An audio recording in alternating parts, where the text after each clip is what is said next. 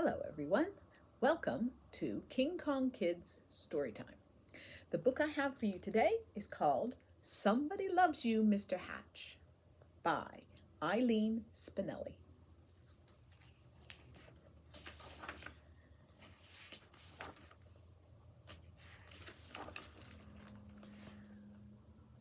Mr. Hatch was tall and thin, and he did not smile. Every morning at 6:30 sharp, he would leave his brick house and walk 8 blocks to the shoelace factory where he worked. At lunchtime, he would sit alone in a corner, eat his cheese and mustard sandwich, and drink a cup of coffee. Sometimes he brought a prune for dessert. After work, he would make 2 stops at the newsstand to get a newspaper and at the grocery store to buy a fresh turkey wing for his supper. After supper, he read the paper, took a shower, and went to bed early. He keeps to himself. That's what everyone said about Mr. Hatch. One Saturday, when Mr. Hatch stepped onto the porch with his dustpan and broom, he got a surprise. A package wrapped in brown paper. He had never spoken to the postman before. "Thank you, Mr. Goober," he said. Mr. Goober smiled. "You're welcome. I always enjoy delivering packages." Mr. Hatch tore the brown paper off. Inside was a white box, which he opened to find another box. This one was heart-shaped, all satiny red with a pink bow on top. It was filled with candy. Something fluttered to the porch floor. It was a little white card. He picked it up. It said, "Somebody loves you." Only then did he remember that this was Valentine's Day. Mr. Hatch wondered and wondered. Now, who could have sent this to me? He was all alone. He had no friends. And yet someone had sent him a valentine. Who? He put the box on the coffee table and tried to do some dusting, but every time he left the room, he had to keep peeking to see if the box was still there. He dusted and dusted, and the dust cloth seemed to whisper, "Somebody loves you. Somebody loves you." At last, he flung the dust cloth away and exclaimed, "Why, I've got a secret admirer." And then he did something he had never done before. He laughed. He laughed and danced and clapped his hands. And then he took a piece of candy from the box and ate it.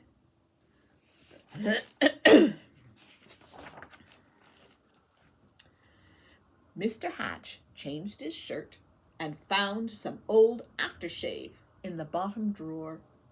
He splashed it on his face. He picked out a yellow tie with blue polka dots and put it on. And then he went for a walk. Maybe, he thought, I will meet the person who sent me the candy.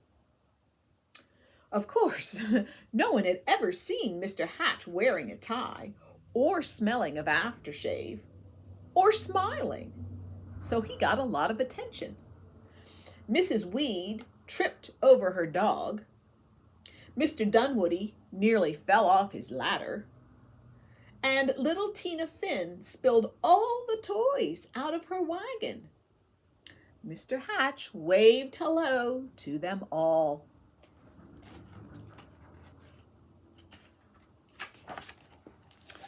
On Monday, it was back to work. At lunchtime, Mr. Hatch sat in the middle of the cafeteria. He spoke to everyone and passed out chocolates from his heart box. On the way home, as usual, he stopped at the newsstand. Mr. Smith handed him the usual newspaper. "I think I'll have a pack of mints," said Mr. Hatch. Not as usual. Mr. Smith was shocked. "Was that you speaking, Mr. Hatch?" "Indeed it was," said Mr. Hatch. "I said I would also like a pack of mints. And if you don't mind my saying so, Mr. Smith, you don't look very well today." Mr. Smith recovered from his shock to reply, "You're right. I don't feel very well. I have a cold. I was supposed to go to the doctor's this afternoon, but the stand has been so busy I haven't had the time." Mr. Hatch smiled. "Why, I'd be happy to watch the stand for you while you go." Mr. Smith could hardly believe his ears. "You would?" "Certainly. Just show me what to do." And so Mr. Hatch ran the newsstand for an hour. He wondered if any of the women who stopped to buy a paper or a magazine or a candy bar had sent him the mysterious valentine.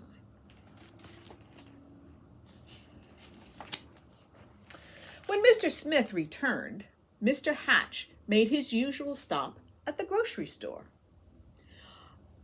"I'm a little tired of turkey wings," he told Mr. Todd. "I think I'll have a nice fresh slice of ham."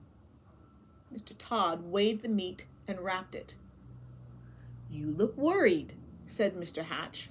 "I am," said Mr. Todd. "My little girl is late. She hasn't come home from school yet, and I can't leave the store to look for her until my wife arrives." "Goodness, why didn't you say so?" said Mr. Hatch. "I will go look for her."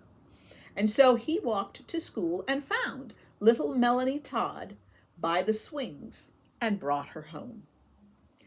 Thank you," said the grocer. "Any time," said Mr. Hatch.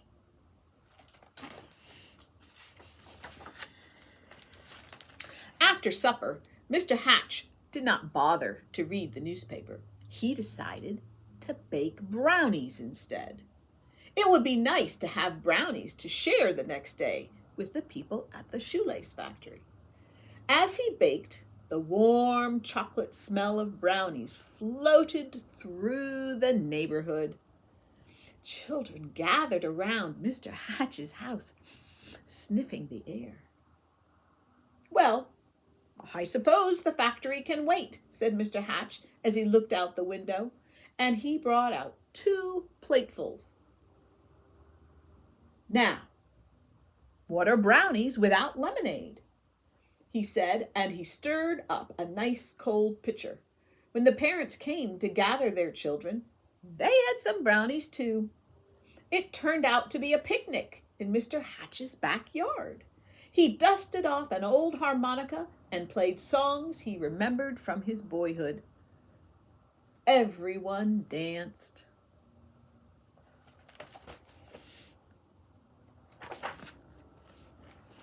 And so the days and weeks went by. When Mr. Hatch wasn't smiling, he was laughing.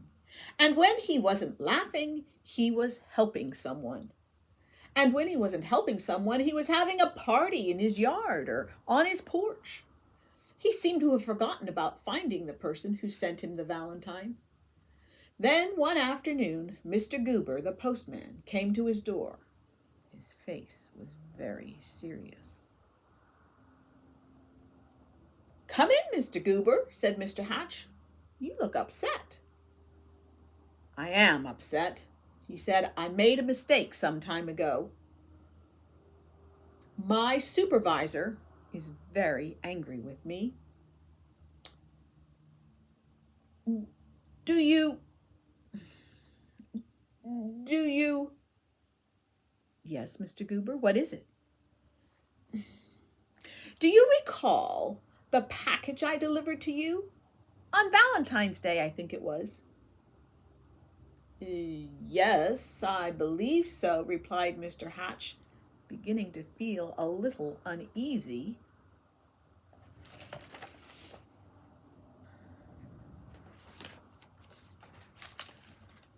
I don't suppose you still have it, said Mr. Goober sadly. As a matter of fact, said Mr. Hatch, I still have the box. The candy is gone, though. Why do you ask? The postman took a deep breath. I'm afraid I delivered it to the wrong address. It was supposed to go to another house. Mr. Hatch recalled tearing off the brown paper. It had never occurred to him to look at the address. He fetched the heart-shaped box and the pink bow and gave them to the postman. I do hope your supervisor won't be too angry with you now. The postman was heading down the sidewalk when Mr. Hatch called from his porch. Mr. Goober, I forgot something. He gave the postman the little white card.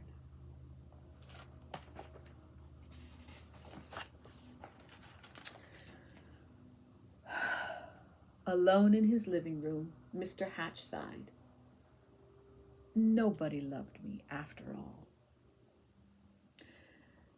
Then he read the paper, took his shower, and went to bed early. The next morning at 6:30 sharp, Mr. Hatch left his brick house and walked 8 blocks to the shoe factory. At lunchtime, he sat in the corner by himself, ate his cheese and mustard sandwich, and drank a cup of coffee.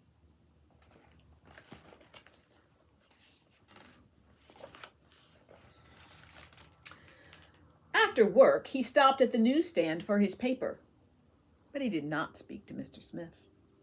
And when he ordered his turkey wing from Mr. Todd, he did not smile. Nor did he pat little Melanie Todd on the head or bake brownies or have picnics or parties or play his old harmonica anymore.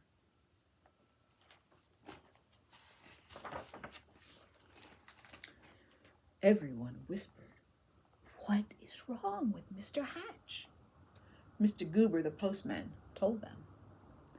"We love Mr. Hatch," insisted Mr. and Mrs. Dunwoody. "He gave us flowers for our garden. He helped to mend our back fence." Mrs. Weed nodded. "I love him too. He saved his bones for my dog Ruffy." Ruffy barked. She loved Mr. Hatch too. Mr. Smith told everyone how Mr. Hatch had watched his newsstand so he could visit the doctor. And Mr. Todd told everyone how Mr. Hatch had found his little girl.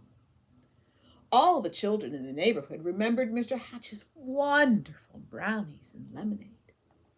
And most of all, his laughter. "Poor Mr. Hatch," they said. "What can we do?" Then Mr. Goober announced, "I have an idea."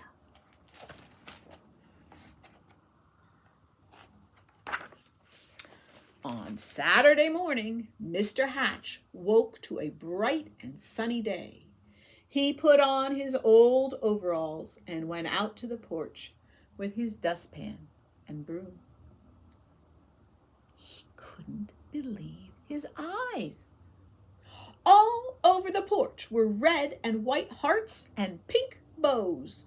There were boxes of candy on the chairs and yellow streamers flowing from the ceiling. And sticking up out of his mailbox was a shining new harmonica. The front yard was filled with people, happy, smiling people. They were holding up a huge sign with hand-painted letters. It said, "Everybody loves Mr. Hatch."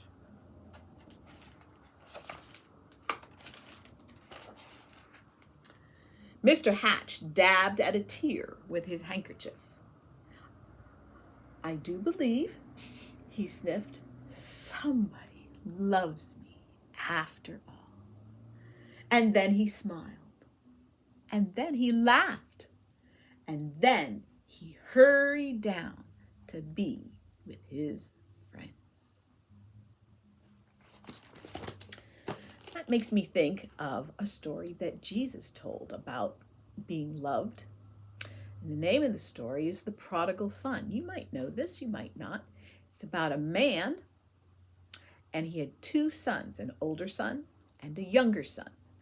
The older son worked hard on the farm, and he did everything he was told to do. And the younger son, well, he didn't like to work as much. In fact, he really didn't like working at all. What he wanted to do was go out and see the world and make lots of new friends. And the only problem was he didn't have any money to do that with. So he thought, and then he said to himself, I know, I will ask my father for my inheritance early. So the way it works is this. Usually you get your inheritance when somebody dies and they leave their money or whatever it happens to be to you. But his father wasn't dying. His father didn't even look like he was going to die anytime soon. So the younger son went to his father and said, Please, Father, may I have my part of the inheritance now? The father looked at his son. He said, All right. So the younger son took that money and he went and he traveled and he made lots of friends and he went to parties and just had a grand old time. But one day he looked in his wallet and all that money was gone. He'd spent it. And so he needed a job. Well, he looked, and finally the only job that he could find was feeding pigs. Day after day, he fed those pigs. It was a smelly, muddy job, and finally he thought to himself, the workers on my father's farm do much better than this. I know my father will never take me back as a son, but maybe, just maybe, he will hire me on to be a worker on his farm. So the younger son set off for home. Now, what the younger son didn't know is that every day his father would go out to the road and look down it to see, hoping his younger son would be coming home. Well, finally it happened. He looked down the road and there was his son coming down the road. He was so excited. He ran down to meet his son and he threw his arms around him and said, Welcome home. And the younger son said, Father, I know I have disappointed you and I am very sorry for that. Could you please hire me on as a worker on your farm? And the father said, Hire you? No, you are my son. You come with me. And he took his son and he threw a big party to welcome him home. And he invited all his friends and he killed the fatted calf so that they could have a marvelous feast. And then there was the other son who's watching all of these preparations going, Hey, wait a minute. I was here the whole time. How come you never threw a party for me? And the father said, I love you just as much as I love this other younger son, but he went away and now he's back. And that is a reason to celebrate. And so they had a wonderful big party, and the younger son knew that he was loved. And your Heavenly Father loves you. And so today, I want you to think about a way that you could show love to somebody, like a younger son or like a Mr. Hatch who thinks that nobody loves them. See how you can show love.